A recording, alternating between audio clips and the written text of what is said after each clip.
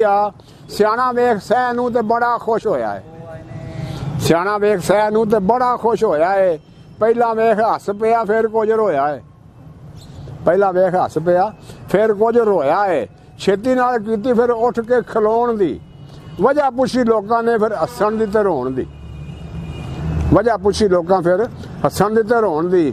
ਉਹਨਾਂ ਕੋਲੋਂ ਸੁਣ ਕੇ ਸਿਆਣੇ ਫਰਮਾਇਆ ਹੈ ਕਿ ਰੋਣ ਮੈਨੂੰ ਸਿਰਫ ਇਸ ਗੱਲ ਉੱਤੋਂ ਆਇਆ ਹੈ ਕਿ ਤੁਹਾਡੇ ਵਿੱਚੋਂ ਮੇਰੇ ਜਿਹਾ ਸਿਆਣਾ ਜਦ ਮਰੇਗਾ, ਤੁਹਾਡੇ ਵਿੱਚੋਂ ਮੇਰੇ ਜਿਹਾ ਸਿਆਣਾ ਜਦ ਮਰੇਗਾ, ਇਹੋ ਜਿਹੀਆਂ ਗੱਲਾਂ ਤੁਹਾਨੂੰ ਕੌਣ ਦੱਸਿਆ ਕਰੇਗਾ?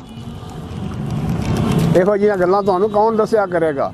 ਤੇ ਜਾਨਵਰ ਨੂੰ ਵੇਖ ਕੇ ਤੇ ਹੱਸਿਆ ਮੈਂ ਤਾਂ ਵਾਂ, ਇਹ ਮੈਨੂੰ ਵੀ ਨਹੀਂ ਪਤਾ ਵੀ ਕੀ ਇਹਦਾ ਨਾਮ ਆ।